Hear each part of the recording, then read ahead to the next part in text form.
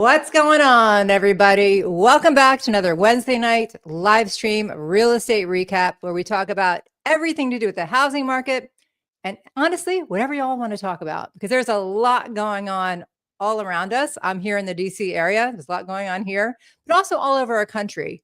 Before we get into that, I'm going to bring on my guests in a minute. I do want to do a little bit of housekeeping. I've been doing these every week, every Wednesday at 6. I'm going to have to take a step back and do them maybe twice a month or once a month. It's just super busy right now. I am a full-time real estate agent here in DC, Maryland, and Virginia. So I just can't keep up and I want to make sure I give you guys good content. So I'm going to be here probably once, maybe twice a month. Just check on my channel for the thumbnail and you'll see when I'm coming on live. Okay, that's all I want to say about that. But now I'm going to bring on my guest, Matt Merton. He's been on before. He's a good friend of mine, a fellow realtor who's been around a long time, just like me. Not as long as me, because I'm older than him, but a long time. Really great wealth of knowledge about what's going on in our market. We're going to look at a lot of headlines. We're going to go over them. We're going to talk about what just happened today in this Liberation Day. And yeah, let's get into it. So let me bring him on. Hello, sir. Thanks for coming back on. How are you? Good. Next time I'll wear a costume so people will think I'm somebody different. No, I think that they're happy that you're here because, I invite you on here for the reason that I feel like you really are very much in touch with what's happening in the housing market. You do a lot of social media about what's happening all over, regarding the housing market and the news and everything else. And I think it's really nice for us to have this conversation. And if people want to join in, if you're watching this live, please comment and join in the chat. Or even on the replay, they can hear us, talk about what's happening in real time, So thank you for coming back on. Okay. Have you been, hey, David, thanks for joining us, David. I really appreciate that. All right. So I think we should just get right into it because you and I were talking before we came on, and let's just continue that conversation. Our first headline today just happened, literally. This is today's date. Realtor.com just came out a couple hours ago. What Trump's Liberation Day tariff moves mean for home prices and mortgage rates. Declaring it that's in quotes, so I got to do the quotes, a Liberation Day for American workers, President Donald Trump on Wednesday announced sweeping new tariffs that could impact home prices and mortgage rates. The new tariffs, effective at midnight, include a 10% baseline tax on all imports, with proportionally higher levies on goods from countries that impose additional tariffs on U.S. goods. All imported vehicles will also face a 25% import tax, he said. Tariffs, which are taxes on imported goods, are typically paid to the government by the local business importing those goods. In most cases, the cost is passed along to consumers in the form of higher prices. Trump has said that his goal with the new tariffs is to level the playing field for American-made goods and spur a renaissance for U.S. manufacturing. But some economists fear the new trade barriers could raise the cost of everyday goods and disrupt complex global supply chains. For the housing market, the new tariffs could mean higher construction costs for home builders to the extent that they impact the imported materials used in home construction. The National Association of Home Builders estimates that about 10% of building materials used in residential construction are imported, including a significant share of dimensional lumber sourced from Canada. And we've really pissed off Canada, by the way. The U.S. faces a supply gap of nearly 4 million homes, and the only long-term solution to this problem is to build them. But the implementation of these tariffs will make it more costly to do so, putting a question mark on whether they can be built at the lower price points that are most undersupplied, says Realtor.com senior economist Joel Berner. Home buyers are already stretched thin by high listing prices and mortgage rates, so even this relatively small increase in cost will keep many of them on the sideline who may have otherwise become buyers in 2025, he adds. Tariffs could also impact mortgage rates if they keep inflation higher for longer, as many economists fear they will. Prolonged inflation would prompt the Fed to reduce or reverse future cuts to its policy rate, which all else equal would keep mortgage rates higher for longer. So this just happened today. I don't know if you watched the newscast on TV or not. Did you watch it? A little bit. Not much, just a little bit. Okay. So what do you think about what is happening and how this is going to affect our housing market? Okay, so on first blush, last time we were together, we talked about the housing market and his promise of deregulating home builders. Remember, we talked about that 25% that he was going to save home builders, and they were jumping up and down about it. And then we talked about tariffs. This takes 10% of that away because you're now going to be paying into what your costs are. And I understand the tariffs goal. Well, the tariffs goal is that production will move into the United States, which will be more expensive, but okay, that means more people in America get jobs, and that's great. But that isn't happening tomorrow. So however it takes, how long it takes warehouses, retailers, production shops to build the things that they're building in everywhere else here, these tariffs are going to stick. So I think houses just got more new home, or go have to go back new homes, because that's what we talked about last time. Right. Just got more expensive. Not only that, but everything's going to get more expensive. And if everything gets more expensive, because the tariffs are on not only on cars and lumber, but they're all across on everything from, electronics to this, that. So if everything gets more expensive, if inflation gets worse, people are going to have less money. Already interest rates are high. Already home prices are high. Who's going to be able to afford to buy a house? I'm not sure. And I looking at that board he held up with the reciprocal tariffs. I don't understand why, if China tariffs us at 67%, why we are giving them the friends and family discount at 39%. That's a whole nother story. But I don't know. Everything's going to get more expensive because that retooling, that moving and manufacturing back into the U.S., Foxconn built. So Foxconn said they were going to build a factory here to build iPhones. They pay the people in China dollars a day. Right. How the price of the iPhone is going to go up either through tariff or through building them in the U.S. with a production facility with, if they get a standard minimum wage of $15, that's a lot more than $1. And like you said, it doesn't happen overnight. Right. So I don't know. I know that he did this before in his last term. He did do something with tariffs. I don't remember. I think I blacked it out. It was soybeans, and he did it with China, and it was did it work? No, it didn't. It actually went the other direction. The soybean farmers in the U.S. kind of got hosed. Right. That's what I thought. So I don't really understand why he thinks it's going to work this time. Adrian Lamb says it's additional tariffs, not just 39%, but a total of 54%. Talking about the reciprocal tariffs, I think he's talking about. Yeah. I also understand the logic behind it. We make it more expensive, then people will, make cars more expensive. They'll buy American cars. You make it more expensive, then people will start doing business here. We want to bring business back here. I get that. In theory, it sounds great. In reality, I don't know how this is going to work, because every time we push, they're going to push back, like Canada, some things annoy me more than others. And like pissing off Canada just really annoys me. Like, why are we doing that? Like, we're supposed to be very reciprocal with Canada in a lot of ways. And well, we have this trade agreement that he negotiated with them in 2016. Right. Yeah.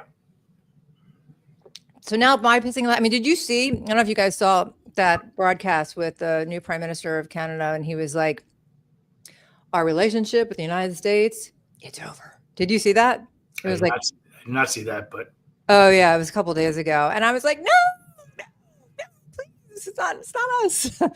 I just like, anytime you make lumber more expensive, building materials more expensive, anything that people use on a day-to-day basis more expensive, people start to freeze. They don't want to spend money. We already have, in a lot of our markets, an inventory problem. Some of these headlines that I'm going to get to say that there's a lot of inventory. There are in certain markets, not where Matt and I are, not here in the DC area, in the DC suburbs. I'm still dealing with multiple offers, just this week. Are you seeing multiple offers? It depends. Like the city, there is no demand for condos right now. So condos are sort of sitting on the market. We're back to nobody wants to be in a building. Townhouses or row homes faster. But once you got into Bethesda and Chevy Chase, other than just the increase in inventory that we have this last week because of really the warmth has hit us. No, you're right. We're in multiples or selling at asking price, not deep diving yet. So I'm in the clients I've been dealing with in Montgomery County, right outside of DC in the suburbs. We've been dealing with multiple offers, 100,000 over asking. This is this week, last week. I mean, just like it was back a couple years ago. David says, it doesn't happen overnight. At any point, the next administration can reverse course and simply remove the tariff. And then it continues with, it seems like this is just creating a problem that didn't exist. By the way, I think our current president feels like he's going to be here next term. I'm not sure how that's going to work out, but that's the word on the street. But you're right. Nothing happens overnight. And although I can appreciate a grand gesture, in a lot of different situations, when it comes to people's livelihoods and people wanting to own a home, I don't like it. I don't find it to be helpful. I think it's very fear-mongering, especially when you add in the layoffs, the firings, the Doge stuff, and then the back to work when people were working remotely and maybe living farther out. Now they have to either have a 2-hour commute to wherever they're going, not just here, but wherever they are in the country, rather than living, working at a home. It's very, very disruptive. And I don't think it's helpful to our housing market and to the everyday, American. I just don't. If you all disagree with me, I'd love to hear why, because I'm always open to an argument. What do you think, Matt? It's funny. I'm listening. I never say I've read because you listen to books. The book that Ben Metzger did about Elon Musk taking over Twitter, and he does add some drama to everything he's doing, but it's a recounting of the way that he went in there and ended up firing half the staff. So what did it say? Was it like, what was like the bottom line? Yeah, I'm still working on it. But the thing is this is not Trump's playbook. This chaos effect is Musk. And just like if you heard him on stage yesterday in Wisconsin saying that now Doge is going to look into the financial dealings of everybody in Congress, and especially the ones that got wealthy while they were in Congress, and see if they broke the law. This is not an elected official. Right. We're letting a billionaire run havoc over our government, and nobody's trying to stop him. Yeah, they're definitely tight. We were talking before we came on live about what was happening with Doge in reference to, this is Fair Housing Month. April is Fair Housing Month, in case you guys didn't know. April is Fair Housing Month. Fair housing is a big part of the real estate market, and to make sure that everybody's treated fairly. There's a lot of protected classes nationally, federally, by state, by county, just to make sure everybody gets fair shot is the bottom line. And what were you telling me about Musk, what he was trying to do? I was reading the other day that the judge put a hold on their canceling of the HUD's grant for fair housing, for the states. And I looked into it, and basically what this is that HUD, Housing and Urban Development Department, they fund the fair housing departments or organizations or nonprofits in all the different states. And we're talking about $30 million. Right. That's seriously what I think one department probably spends on toilet paper a year. Right. And these are the people, and Caryn and I talking about this, this is an attack on fair housing. Right. This is limiting the state's abilities to go out and make sure that the realtors, the homeowners, and everyone is being fair. And yeah. Caryn, you had something to say about their testers? Well, listen, there are good and bad people in every job, and I understand the need for testers, if you guys understand, people that will come in to an open house or to a showing and make sure, an open house, make sure there's a certain sign up or things that you're in compliance, basically. I have never been written up by a tester. I don't know if I've been tested or not, because you only know when you're in trouble. Right. So I've been doing this 23 years. I imagine there's been testers around me. I wouldn't know because I guess I don't do anything wrong, and that not do things wrong in life, maybe, but maybe not in real estate. But there are just some bad apples. I've heard stories of just people, getting a little power crazy, and kind of that's what I was joking about when I was talking about testers. Well, there was one sort of famous story in Bethesda where they sent the testers out, and the testers were deaf. So what happened? And the testers were asking to see houses that were on busy roads. And they were testing to see if they were being treated fairly. Was the agent informing them of the value difference of being on that busy road, or resale issues because of that busy road?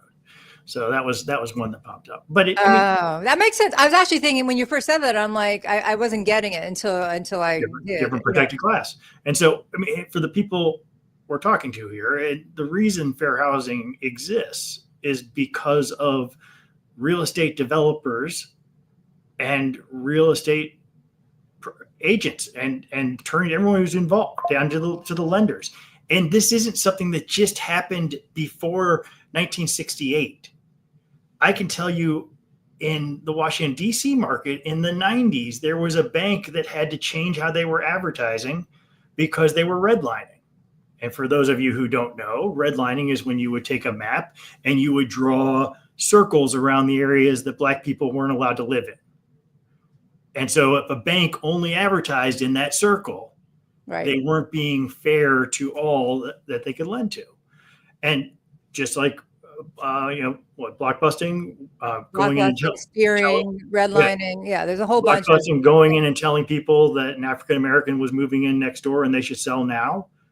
This is nothing I've ever done, but this is why these laws and policies are in place. Yeah, most things come about because somebody's done something awful, and that's why all of a sudden there's a new law or a new rule. And especially when it comes to housing, it's been a very bumpy road with housing, but we're not going to get back in the whole history of everything. Right. But when you first, just to go back to your example of the deputy, when you first gave me the example, I thought that you were saying that they would show them houses next to a busy road because they couldn't hear it. That's what it was. Oh, was that what it was? Was to make sure that the agent was. I never saw a case on this. Yeah. No one ever got busted. But the idea was to see if the agent was going to alert them to the negatives of being on a busy road. Yeah, that's what I ended up on. Yeah, that's what I understand. That makes sense. But at first, I thought it was just about like, I got it, came around. But I understand. That's a good test, though. I like that. Because that makes sense. That's a very actually smart. That's the smart one. Now, I think, I know we're moving on to the next one. I think where they got crazy, and this is why we're having the issue we're having now, is fair housing used to be 3 or 4 classes. Right. And in DC, I think it's 13 now. Right. So it's when all the things that have gone bad, we keep layering and layering, kind of like our real estate contract, page upon page, right? Streamlining that would make certain people happy, I'm sure. Yeah. Like I said, they just got it. Every time somebody does something wrong, you got to add another disclaimer or another paragraph. Jimmy says tariffs are tough because the workers in the U.S. are paid higher than workers, say, in China, Vietnam. Tariffs can be good if used surgically, not this way we are seeing now, a blanket sledgehammer. It's fair. Yeah, fair. Exactly. All right, let's look at some of these other headlines. I don't know what else there's to say about the tariffs. I think that it's, like I said, it's good in, all right, hang on, let me just bring this up. Here's what I like. This is from yesterday. Yeah, yesterday. Flexing their equity. Baby boomers are driving the housing market. You got to blame somebody. Adults ages 60 to 78 appear to be brushing off current housing challenges more easily than other age groups. Find out what baby boomers and other age groups are expecting from their agents to help them succeed in today's housing market. Americans between ages of 60 and 78, the baby boomer generation, are commanding a sizable presence in the housing market lately, regaining their top spot as the largest share of home buyers. They accounted for 42% of buyers and 53% of sellers, the highest of any other age group, according to the National Association of Realtors. They're being motivated to buy or sell by the desire to move closer to family, friends, and relatives, retirement, or wanting to downsize into a smaller home, according to NAR's report. In a plot twist, baby boomers have overtaken millennials. Plot twist. The largest U.S. population to become the top generation of homebuyers, says Jessica Lautz, NAR's deputy chief economist. What's striking is that half of older boomers and 2 out of 5 younger boomers are purchasing homes entirely with cash, bypassing financing altogether. I am seeing so many cash offers, so many in the past 3-4 years, maybe 4 years. I think we're up to like 22% in our area of cash, which is like 1 of every 5, and I, in my experience, I'm seeing about that. That's a lot of cash. Indeed, they're finding they have the equity to do it. Consider older adults have stayed in their current homes longer than any other age groups, a median of 16 years among 70 to 78-year-olds and 13 years among 60 to 69-year-olds, allowing them to ride the wave of growing home appreciation over recent years. NAR data shows that in the last 5 years alone, home prices nationwide have risen 47%, which has proven a boon to homeowners' net worth. Should I read this whole thing? Should we go on and on? I think basically what they're saying is that baby boomers are now controlling. This is my assessment. I haven't read the whole thing. I can continue if you guys want me to. The baby boomers kind of controlling the housing market because they're staying in their homes longer. They're not giving up the inventory. And when they do give it up and go buy something, they have cash. So they're outbidding the millennials or other home buyers who are getting a loan. That's like the bottom line of what I'm seeing, what I'm reading. What about you? I think if you look deeper into it, the millennials are much more or much less involved in the real estate market. They're very cynical about it. And, they aren't, because they're sort of wedged in between, their parents are either boomers or their parents are Xers. And a lot of them had older brothers that got burned in the market or something of that thing. So they've been a lot less involved. So maybe that's why, but I do agree. They own the houses. They're usually sitting on lots of cash now. Yeah. And I know that David says, same here, more cash buyers and older buyers. Older first-time buyers just helped a couple in their 50s buy their first home. Wow. That must have been exciting. Jimmy says, those damn boomers. Some of the highlights. What? Trump is a boomer too. Is he? How old is he? Isn't he older than a boomer? 79, I think. I thought he was older than that. Mm-hmm. Anyway. Highlights in buying, selling among generations. Here are some additional findings from NAR's report. Gen Xers, ages 45 to 59. So I'm a Gen Xer. You're a Gen Xer, aren't you? Yep. We're Gen Xers. Have the highest household incomes of any generation at $130,000 in 2023, followed by older millennials, ages 35 to 44, with a median household income of $127,500. Millennials make up the highest share of first-time home buyers, comprising 71% of younger millennials, 26 to 34, and 36% of older millennials, 35 to 44. I have not seen a lot of 26 to 34 buyers. I don't really ask their age, so I could be wrong. I don't think so. Maybe close to the 34, but not a lot in the 20s. Have you? Right now I'm working with 40-year-olds and 70-year-olds. So this article is for you. I am this article. Single females, my watch just spoke to me, remain a force in the housing market. 20% of recent buyers were single females compared to just 8% of single males. Why? I can tell you why. The highest percentage of single female buyers were among Gen Z, ages 18 to 25. Wow, 30%. Gen Z is slowly entering the housing market with the lowest household income, and they're more likely to be single than other buyers, Loud said. That's crazy. 20% of recent buyers were single females, ages 18 to 25. Wow. We all know that you guys are smarter than us. Yeah, but who knew they had money? Where are they getting the money from? I don't know. Where are you getting the money from? I think there's a lot. I think then you're seeing, and this is especially during the pandemic, you saw a lot of boomer money coming into the market through their kids. Yeah. A lot of. You think they're getting gifts? Like a lot of big gifts. Yeah. Yeah. But still, that's a lot of money. Yeah. David says the millennials that are in the market are very savvy and have great jobs. They are few and far between. I agree. There are few. I'm not saying, listen, like I said, I don't really pay attention to my clients' ages. So, but I got to put that out there. So if you are my client, your watch, it's like, by the way, I'm in my 20s. Thanks a lot, Caryn. Sorry. I don't really pay attention. So you all might be in your 20s, but I'm thinking they're at least like early 30s, usually, I don't know. That's my, I think I'm right, but I could be wrong. 20s seems really young. I mean, that's my kids' age. Like, I can't imagine them buying a house right now. I don't know how they would get the money because it's not coming from me. I'm not giving them all the money to buy a house. I'll help them if I can, but all right. Gen Xers were the most likely to purchase a multi-generational home. 21% of Gen Xers purchased a home to accommodate multiple age groups under one roof. I have seen this. The most likely reason cited cost savings to take care of and spend time with aging parents, and because children over the age of 18 are living in the home. Okay. Gen Xers are today's sandwich generation, Lout says. While Gen X are purchasing at the highest household incomes, they may still feel the squeeze as they aim to find a home that serves everyone. So that makes a little more sense to me if they're multi-generational than just the 18 to 25-year-olds buying their own house. But listen, good for you if you're doing that. I wish I had bought, I guess I wasn't that much older. No, I was 30 when I bought my first home. You were probably in your 20s. I was 26. Yeah. So this is once again all about you. Kathy says, I'm the same way. I don't pay attention to people's ages much. Yeah. I mean, to be honest, when I'm selling a home, and I look at the buyers, I look at their financials, if they can afford to buy the home. I don't look at their ages. And when I'm representing buyers, I just don't really ask. I was 25 when I bought my first home. It was kind of good for you. That's awesome.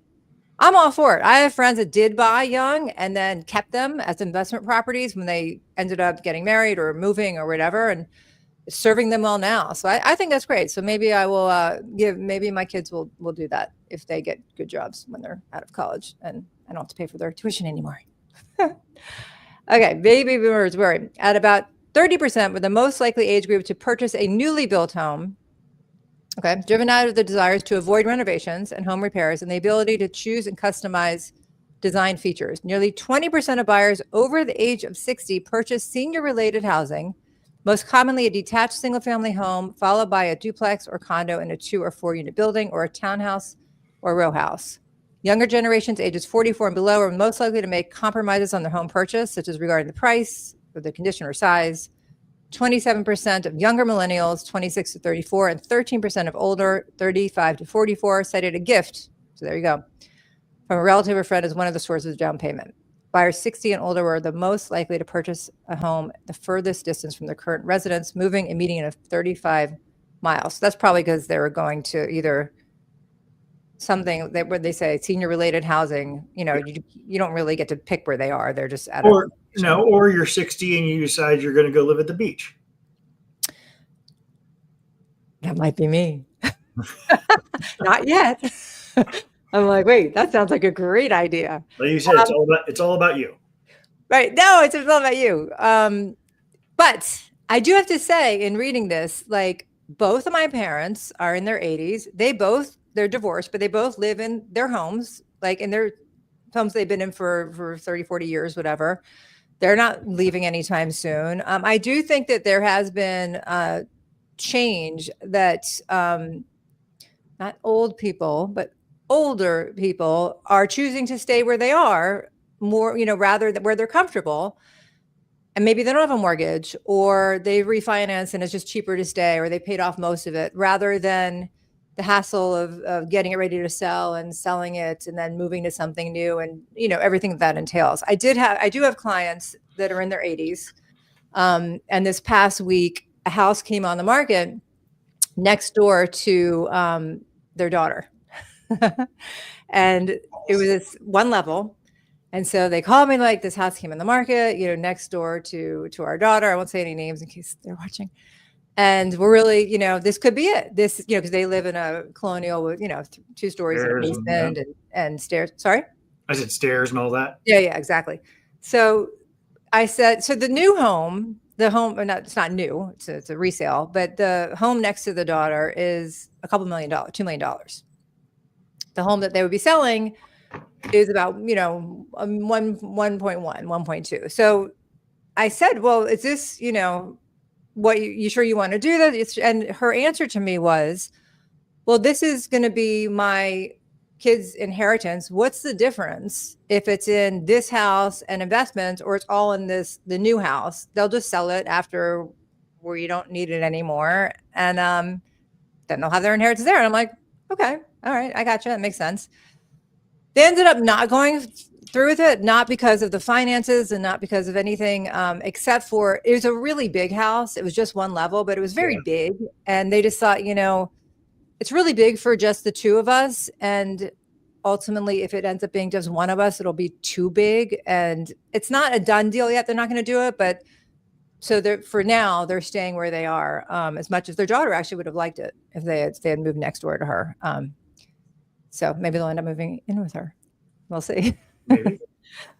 So yeah, a lot of this resonates with me. This article, I guess what I'm saying. This headline from yesterday, flexing their equity. I like it. Baby boomers are driving the housing market. Makes sense. Let's see what else we got. More housing market headlines. Okay, so we have a lot going on with clear cooperation. Do you guys know what clear cooperation is? By the way, if you're watching this and you have any questions, put them in the comments. Okay. So clear cooperation, I'm going to share this with you because this is a big topic right now.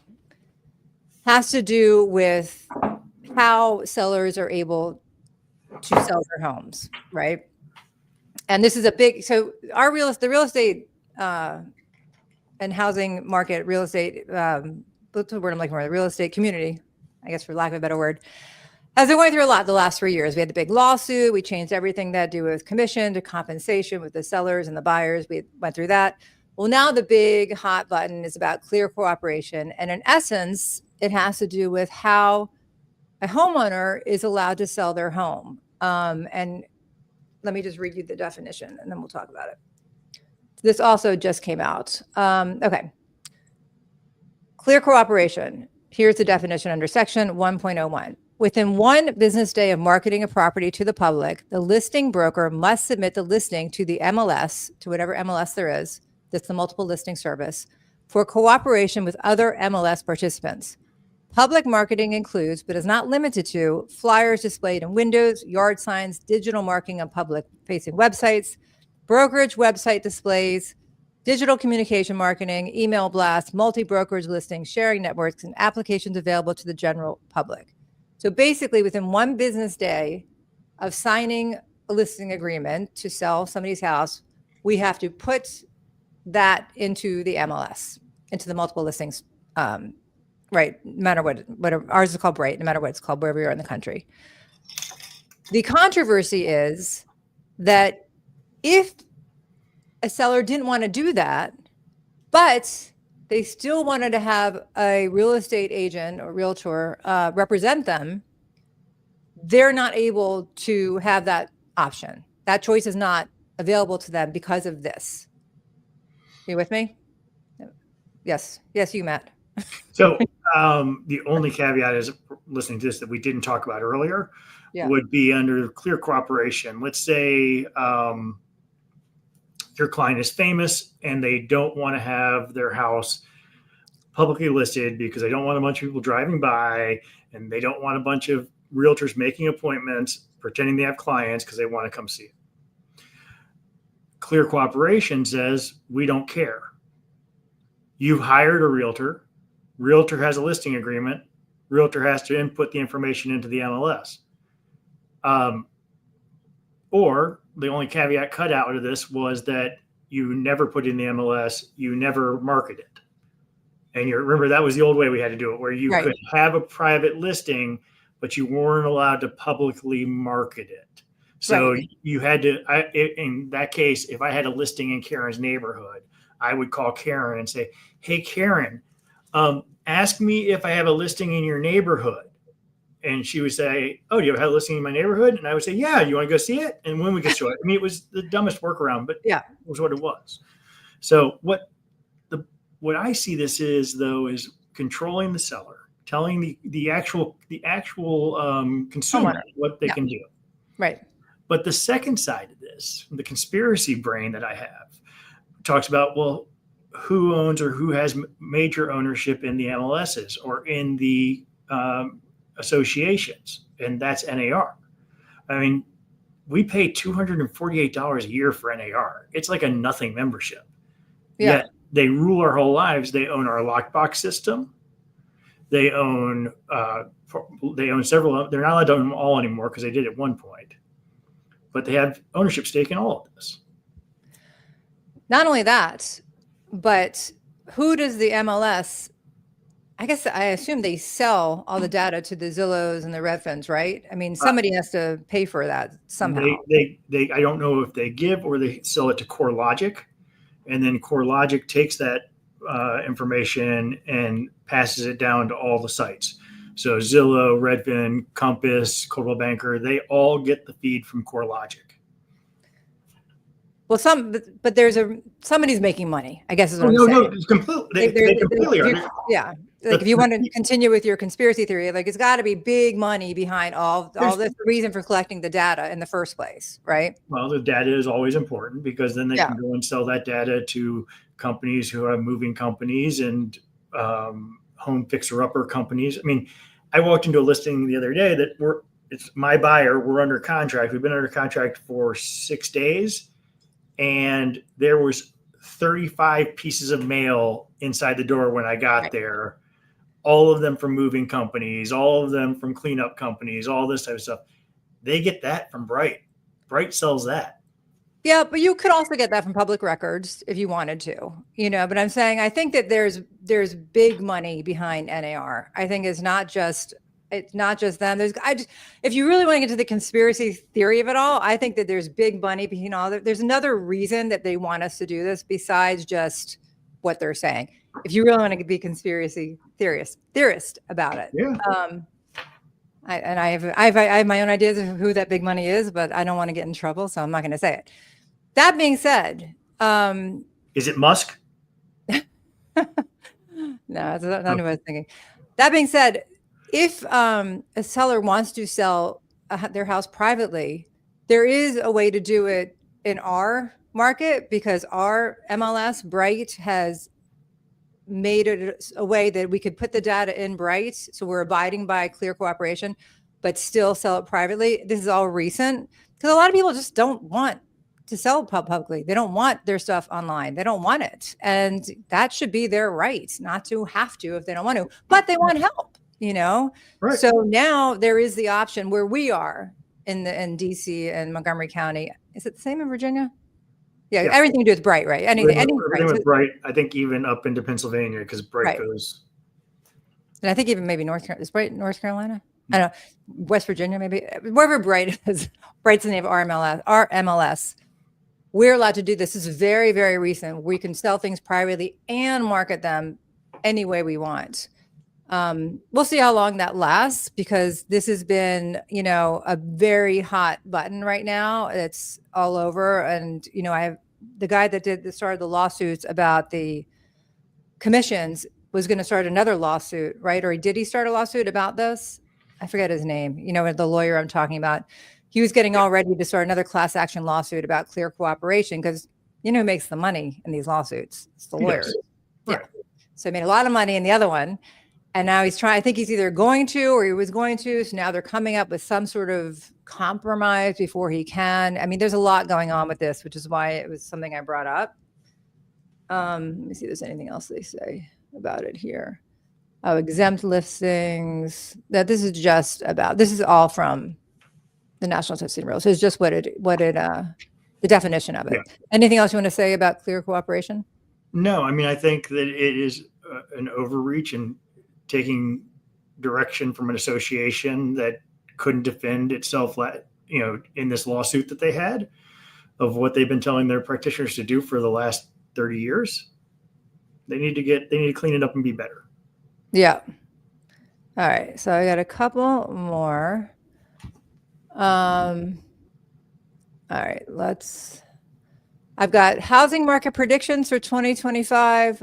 I'm going to tell you what I have. Ooh, Home price signals continue. All right, let's bring up this one. This is the Housing Wire one. There's just too many to choose just one. Ketchmark. Yes, David, that's who it was. The attorney, Ketchmark. Did you know more about that? He was the one who's going to do another class action lawsuit about clear cooperation just to make some more money. But I think somehow it's been halted. Okay. This is Housing Wire. Once again, this is just yesterday or day before yesterday. Home price signals continue to weaken for 2025. I started to read this, and it's very localized, as we know, and what's happening here where we are in the DC area is very different than what's happening in Florida and Texas and parts of California, Midwest, every place. So these articles that are very generic and national tend to be misleading, I think. So let's just see what this one says. Home price signals continue to weaken for 2025. Supply is up nearly to pre-pandemic levels across the country, and demand is still weak. There are three big trends in the spring of 2025 housing market. Supply continues to build. This is measurable in both the total unsold inventory and the number of new listings each week. Because each week we have 8 to 15% more sellers than last year, the total inventory will continue to build unless and until demand shifts dramatically, which would require notably lower mortgage rates. Those do not seem imminent. I agree. Have you heard anybody say the mortgage rates are going to go lower than 6 anytime soon? No. Number 2, the weekly pending home sales rate is above last year at this time. There are just slightly more home sales happening now than last year at this time. By the way, last year was like the worst year ever as far as home sales. So slightly more is still really bad. Good. Slightly more, but it's still really bad. It's still very constricted. Right. There are more sellers. Yeah. You have a writer who wants to write a doom story. Right. But that's why I when I read these, it just, all right, let's just keep going. There's slightly more home sales happening now than last year at this time. There are more sellers each week and there are more sales, but the supply side is growing faster than demand. One thing greater supply allows is greater transaction volume, but the latter isn't moving nearly as fast. Full of contradictions. Number 3, home price pressures continue to be lower. Supply is up nearly to use my words. Let me try again.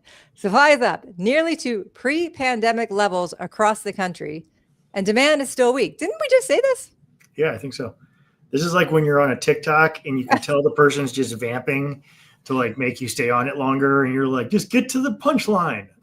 I'm not repeating myself though, right? But he is. Okay. That implies price pressures. Why do they have to have 2 P words next to each other? That implies price pressures. While home prices are still just a little bit higher than last year at this time, the trend is underway. While home prices are still just a little bit higher, so they're still higher. The trend is underway and prices could shift negative very soon.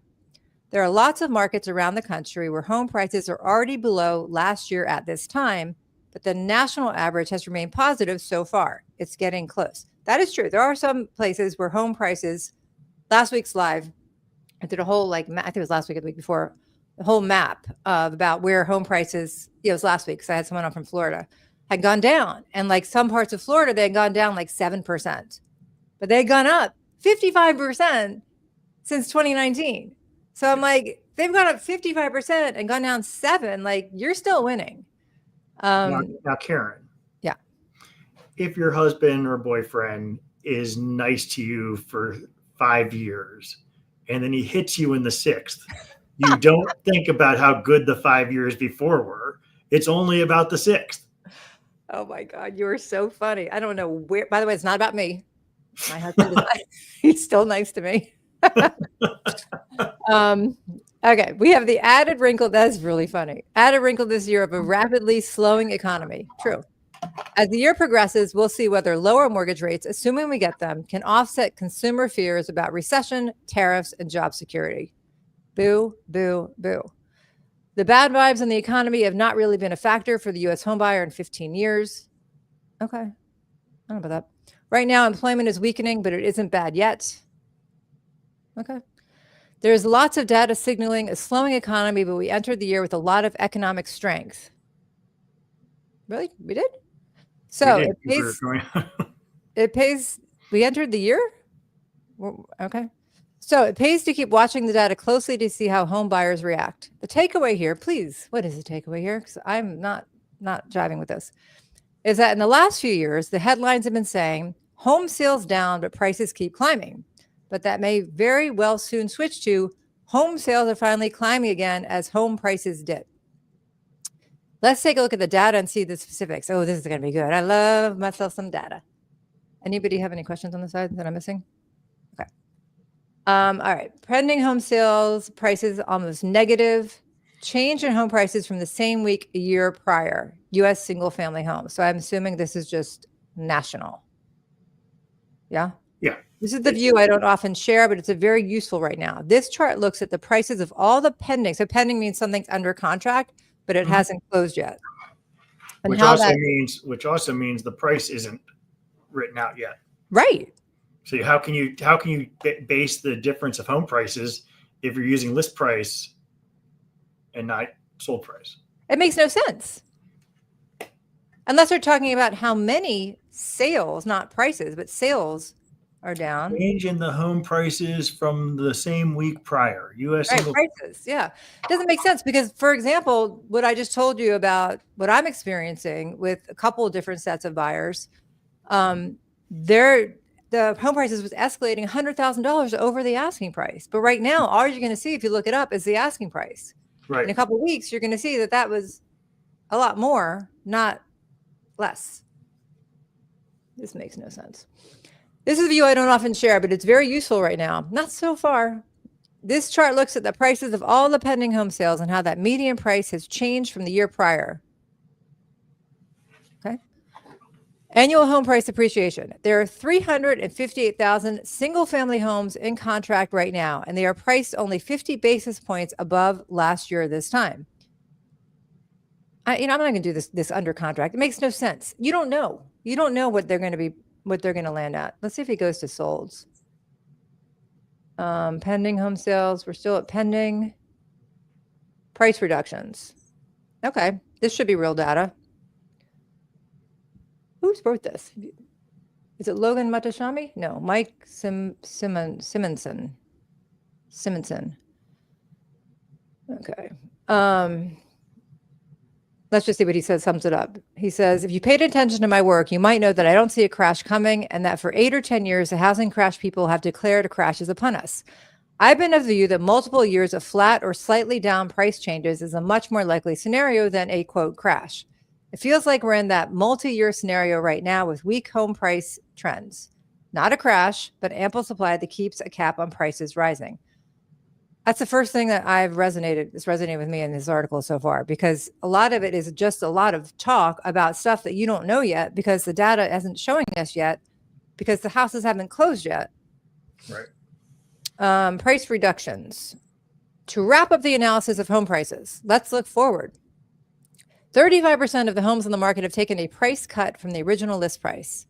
That's an increase of 70 basis points for the week. Last year, fewer than 32% of the market had price cuts, and that rate was climbing at a slower pace than it is now.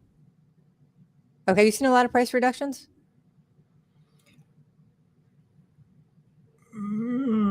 Depends. Crickets. In that DC market, yeah. Have you? I have a couple coworkers who I know are preparing for price reductions. I think overpricing is. I just pulled up the Bright statistics. I don't know if you want me to read them or not, but I think the market is definitely flattening out. Yeah. And I think that you have a situation where there's still sellers who think they can just sort of like juice the last bit of life out of that serious seller's market. Yeah. And they're coming in, we do tour every week, and every week everything is 1.7. And I'm like, how can every house be 1.7? Like it's amazing.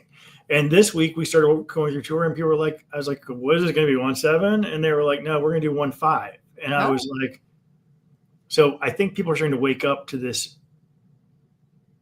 crazy pricing isn't bringing crazy offers. Now, your case in the multiples, if you still have a unique property and you price it right, you're going to get people beating down your door. And that was the case even through 8 and 11. Right. well, I don't know about 8 and 11, but it's been the case for the last 10 years for sure. I mean, price reductions are nothing new. You know, we a lot of times, I'll just speak for myself. When I meet with sellers, I'll give them a range of what I think the house should be priced at, based on the comps, based on what's happening in the market, based on current everything. But I'll give them a range. Like, here's, between 815 and to 830, whatever the range is, and they choose. I'm like, how fast do you want to sell it? Do you want to try a little higher? And my range is always going to be reasonable. It's not like between $1 million and $1.3 million. It's not like crazy like that. Right. It's a reasonable range. So a lot of times, if sellers choose to try a higher price and it's not unreasonable, you never know. I'll go with it. I'm just speaking for myself. It doesn't work, we have to reduce the price. So price reductions aren't like bad. They're just, the market's telling you information. You have to respond. They always happen in every market.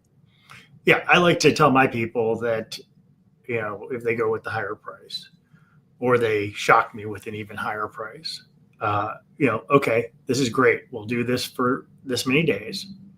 And now and I want you to agree that we're going to drop it to here. Right. Just because people don't realize the longer you're on to that overpriced, you're just stigmatizing your property. And by the way, if you look at this, so this is the graph. So this is 2022. So I guess at the end of last quarter of 2022, there was a lot of price cuts. This is 2024. Or they were going down? Wait, I'm confused. This chart shows each year's price reduction curve. 2025 has more homes on the market with price cuts than any March in the last decade. Except for this one. They don't tell us who that is. Right? Well, I guess March, yeah, because that's the January. Okay, got it. So yeah, so March is the higher. Okay, all right, fair enough. More price cuts this year than any other year. All right, let me see what else he's got. Back to pending home sales, inventory. There are now 676,000 single-family homes unsold on the market. That's up 1.1% for the week and is now 30.6% greater than a year ago. Supply is building. Did they ever delineate between resale supply and new construction supply in these? Altos, who's the data company who does this for them. Yeah. They're out of California. I think it's resale, but I don't know if builders present them with their data or not. That's funny. Home prices and donuts get worse the longer they're on the market. There's some other things that get a little stale too, but we're not going to get into that. Inventory is 30% more than a year ago. It just doesn't say. It says available inventory of unsold single-family homes. It doesn't say resale or if it includes new construction, because that would make a difference. This chart, each line is a year. I've highlighted this year in purple here, last year in blue, and the 2019 curve in green. 2019 started a bit slow, so here's 2019 up here. The economy was slowing from the last trade war, and the Fed had just started cutting interest rates to try to keep the economy out of a recession. By the end of 2019, interest rates were down, so housing demand was up. Inventory started falling pretty quickly in the second half of 2019. That green line at the right end of the chart was sloping down each week. So he's talking about this. Oh, you can't see my mouse. Oh, I thought you could. You can't see it. So what I'm doing is not helpful. Damn, I thought you could see me hovering over it. Oh, well. By the end of, and so housing is up. Inventory started falling pretty quickly. The second half of 2019, that green line at the right, so the end of 2019 was 782,000 single-family homes unsold on the market. So a lot more than there are now. That's right about what we'll end 2025 with also. We'll see. Assuming current trends continue, we'll see this year's curve finish at the 2019 levels. We'll see. If mortgage rates fall enough to stimulate demand, say, for example, rates fall to 6% or even duck below that, then I expect that to spur demand faster than supply. So we'd finish the year closer to 2024 inventory than 2019. That's a big difference between 2024 and 2019. And while there's no sign yet of mortgage rates getting low enough to really move the needle on demand, there are still 9 months left this year, massive uncertainty about the economy. So who knows? Rates could get there. The takeaway from the inventory chart is that the lower rates create less inventory. Higher rates lead to more inventory. Thank you. And the 2025 path is one of higher inventory. There's not been any shift to slowing down the supply growth, more homes for sale for the rest of the year. Okay, you want to hear? Yeah. We're coming up on time. You want to hear the local stats? Yes, because I can't even deal with this guy. Yeah, for the month of February, we were closed sales, and this is the Washington, D.C. Metro Detached Single Family Home Report prepared by Bright Research. Thank you. They have all the data. I just wanted to give you the background, and this is data as of March 6th. Closed sales up 0.9%. Median sales price up 7.9%. New pending sales down 12.7%. New listings, and this is important because the whole social media world said that the entire market was going for sale in DC. Right. It actually was down year over year 4.6%, which is telling us we're going to have another sort of inventory starved spring. And then active listings, they were up by 20%. Okay. And our month supply is 0.17 months. 0.17 months? So less than a month. I don't, that doesn't seem to make sense, but okay. I'm not the statistician here. I'm just saying for everyone's watching, that's nothing. So a balanced market is anywhere from 4 to 6 months. A buyer's market is more than 6 months, so less than a month. And when all like the headlines were saying that everyone's putting their house on the market is like really, really small amount of inventory. Days on the market is 8. And 8? Yeah, median days on the market is 8. Okay. New listings, there were 1,689 new listings. That's down 4.6%. I already said that. So prices are up 8%. Is that what you said? Prices are up 7.98%. Yes. Yeah, that's a lot. I mean, sales were down, which is kind of the story we were talking about last year. And that's what the article just mentioned. How real estate was talking about there were less sales, and higher prices. Well, that happens because the averages work out. Right. I mean, listen, in a normal housing market, they say, this is not any like data, but they say, in a normal market that home prices should go up around 5%. That's what I've always been taught. Like your valuation should go up, between 3 and 5%, but depending where you live, it could be closer to 5%. So 8% is still, a very high price increase from last year. And like I said, depending on the house, I'm seeing more than that. If the house is priced right and the right location, and looks pretty good, doesn't have to look the best, but like pretty good, they're going multiple offers and they're still going, way over asking with hardly any contingencies. And that's just what's happening in our market. That's the reality. And I would like a more balanced market. We have the capacity and the demand, in my opinion, to absorb a lot more inventory. It just depends on where, because we need real inventory, like not all brand new houses at $2 million. Right. We need a lot of we always sound horrible in our market when we say this, because if anybody doesn't live here and sees this, we need a lot of like 750 to $1.5 million nice detached homes. And they have to be in desirable areas. We don't just need more inventory in some place that people don't want to live. We need more inventory where the demand is. We need the supply to match the demand in a more balanced way.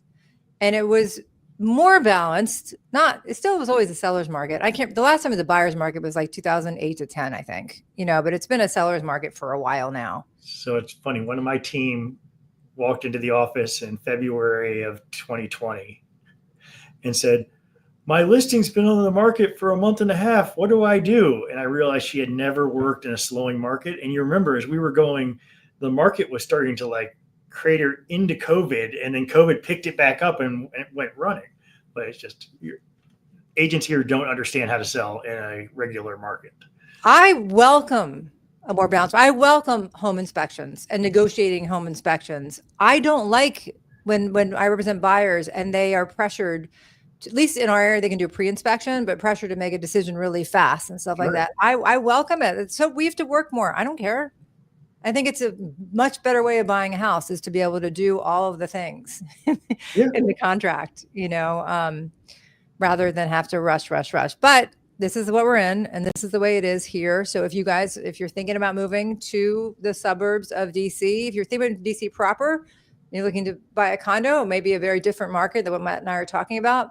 But if you are thinking about moving to the suburbs, to Montgomery County, where we are, Northern Virginia as well, it's hard. It's very competitive. You got to have all your ducks in a row. You got to be ready to jump when that house really meets your needs and make a move. Otherwise, the house will be gone. Every house that I showed is under contract, except for one.